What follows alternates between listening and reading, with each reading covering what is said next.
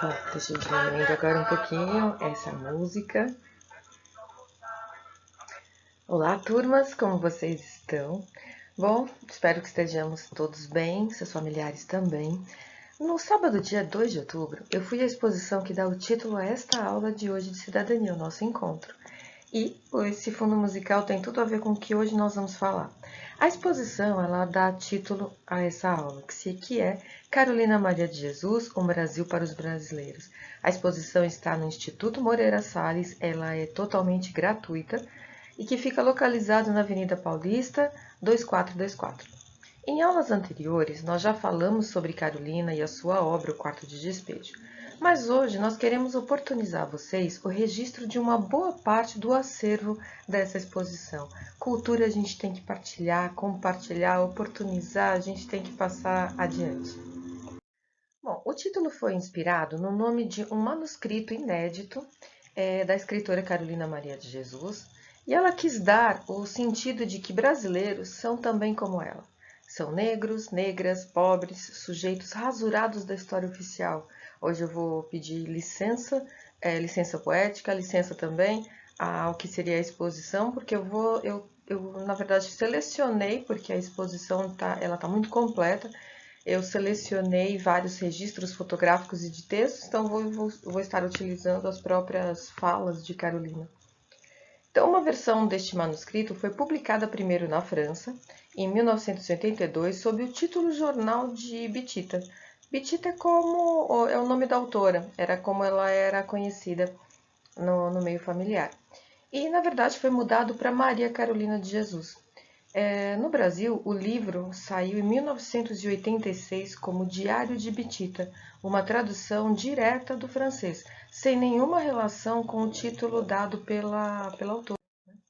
O ponto de partida para essa exposição, então, foi a presença nos acervos do Instituto Moreira Salles de dois cadernos manuscritos, um deles intitulado Um Brasil para Brasileiros, que originou o livro publicado com o título Diário de Bitita, e as edições brasileiras e estrangeiras de Quarto de Despejo, que foi seu primeiro livro e um acontecimento editorial no Brasil e no mundo.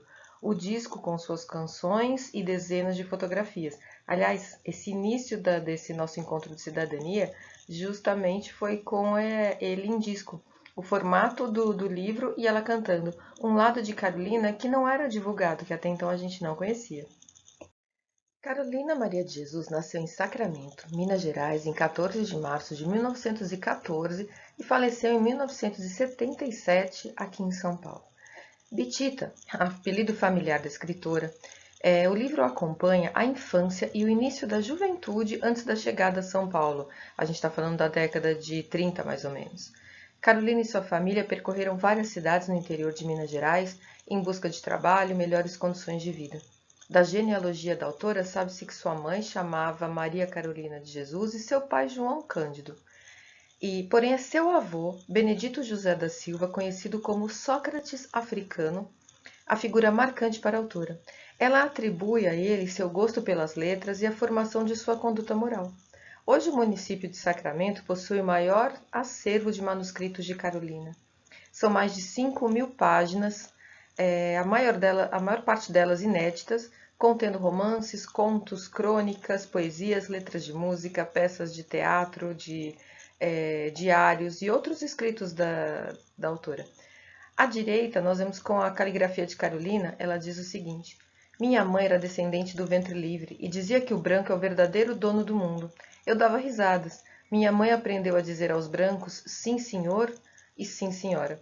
Quando chegou a minha vez, a fazendeira examinou-me como se eu fosse um objeto exposto à venda, dizendo que eu deveria ser uma neguinha esperta, porque era magrinha, canela fina, etc. Ficou com inveja de minha mãe, que tinha uma filha perfeita. A inveja duplicou quando lhe disseram que eu sabia ler. Perguntou o meu nome. Minha mãe respondeu com a voz trêmula, porque a presença de um branco lhe aterrorizava. Ela chama Carolina Maria de Jesus.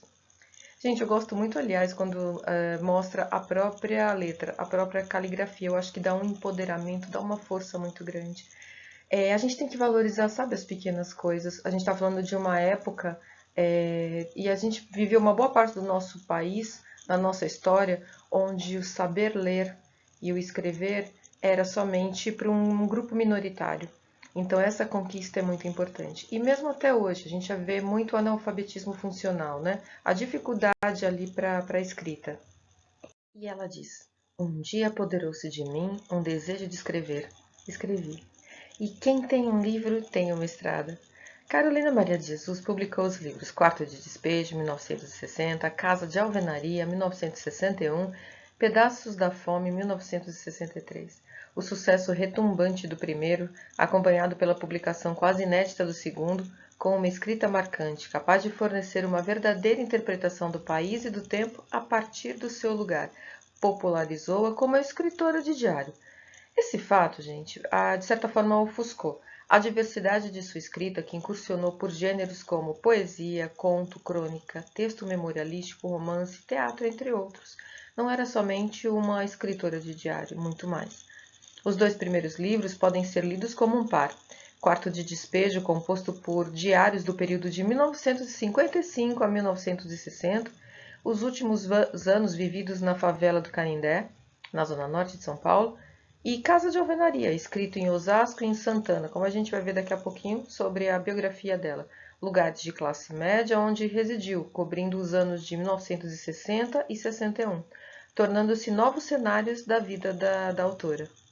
E ela diz: parei para conversar com uma senhora que reside na esquina da rua Araguaia e mostrei-lhe a reportagem do Audálio e a reportagem do Sr. Moacir Jorge no diário.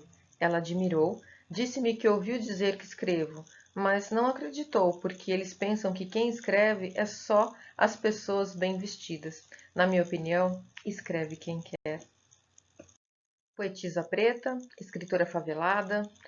Pessoal, a imprensa ela cumpriu um papel ambivalente na trajetória de Carolina. Para contornar o racismo do mercado editorial, que a ignorou, ela adotou a estratégia de procurar redações de jornais e tentar divulgar os seus escritos.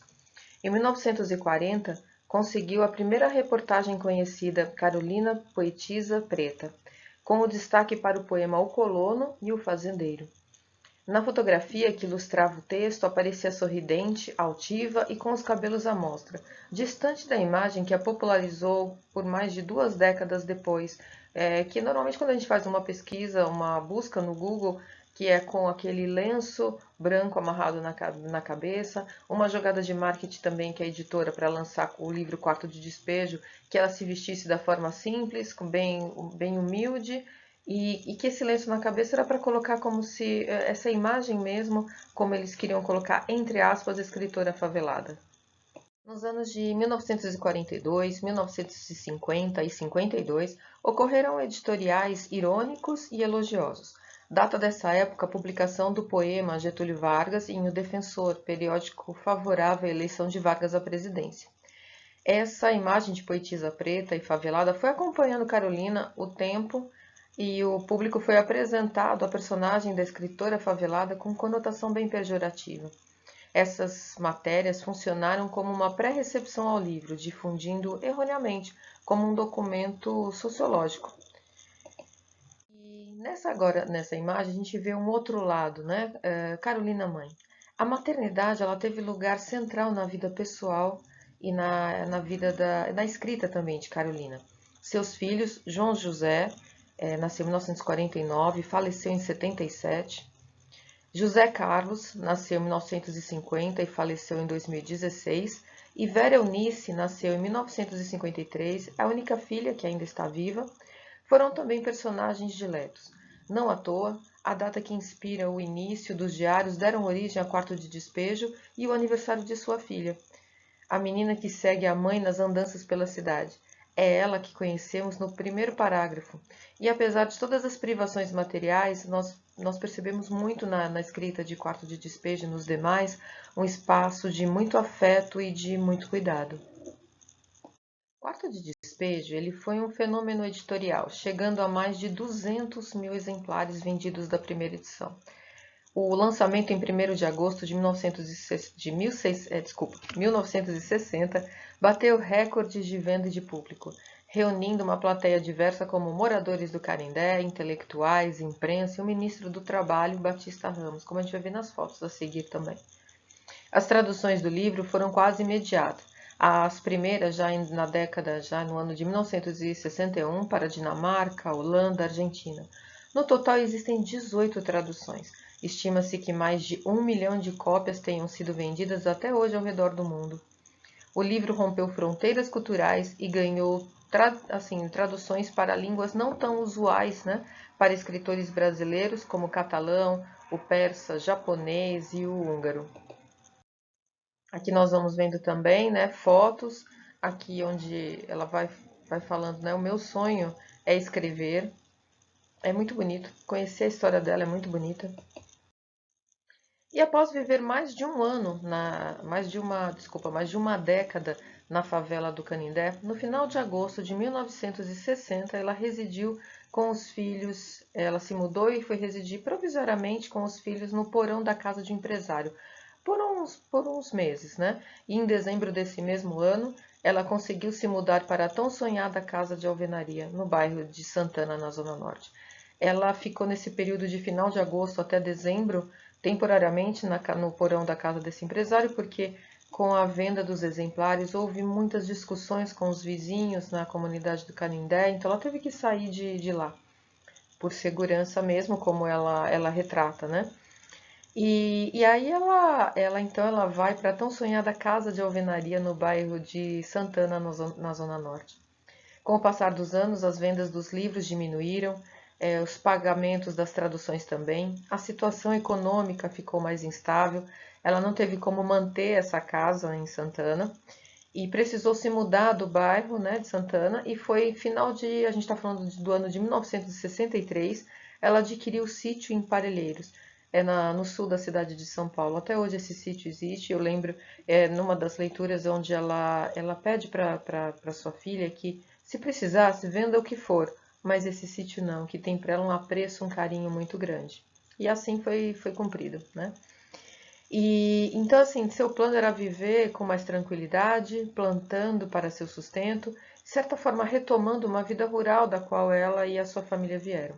Esse distanciamento geográfico foi, de certa forma, um autoexílio que a afastou definitivamente dos meios literários, que hoje chego à conclusão da qual ela nunca foi de fato integrada. A mudança contribuiu para seu esquecimento em vida e, eventualmente, a imprensa procurava mais como curiosidade, como algo exótico. Carolina nunca deixou de escrever, dessa época produziu obras ainda inéditas. Em fevereiro de 1977, Carolina teve uma crise de bronquite asmática e veio a falecer aos 61 anos. O enterro foi no cemitério do Cipó, no município de Embu-Guaçu, a 40 quilômetros do centro de São Paulo. Aqui a gente vê um outro lado de Carolina, né, que normalmente não era mostrado. A gente teve acesso com essa belíssima exposição. Essa exposição emociona. Então a gente vê uma artista de muitas habilidades e talentos. E como diz aqui, né, a outra Carolina tem nome feito de lantejoulas. Ela nasceu para brilhar. Aqui nós vemos também retratos de Carolina. É uma das formas da gente tirar essa imagem sempre cabisbaixa que a empresa quis colocar na década de 60, né? É um mercado editorial muito fechado, né? Muito elitista. Então a gente vê ela com a música. Hoje, se vocês acessarem o YouTube e colocarem Carolina Maria de Jesus, no YouTube, vocês vão ter acesso ao quarto de despejo em música, outras canções que ela foi escrevendo e foi cantando e tocando, né? Aqui são fotos com inúmeros retratos nessa arte para a gente conhecer essa grande mulher. Bom, espero que vocês tenham gostado. Carolina Maria de Jesus, um Brasil para os brasileiros. Esse um Brasil para os brasileiros é para a gente tirar essa conotação pejorativa que ficou, né, pela imprensa da época, muito pequena, uma visão muito pequena. Esse um Brasil para os brasileiros é para mostrar todo esse potencial e como o brasileiro ele pode, quando ele quer, ele consegue. E essa mulher, além do seu tempo, é uma escritora, não é somente um diário, é claro que ela nos traz o que era vivencial, o que era um dia a dia, ela nos traz esse retrato social, mas ela traz muito mais. uma mulher que não passou das primeiras letras, mas que tinha com o avô como referência o Sócrates africano. Eu acho como ele era conhecido, muito forte, por isso estou relembrando quem a influenciou. E uma poetisa, uma escritora, uma autora, compositora, então uma grande mulher que a gente precisa. Então, assim, nós queríamos muito oportunizar a vocês essa exposição, porque vale muito a pena. Lembrando então que ela é gratuita, acesse Instituto Moreira Salles, só precisa reservar e somente isso, reserva o dia, agenda o horário e para vocês conhecerem, que vale a pena. Fiquem bem, um excelente final de semana a vocês.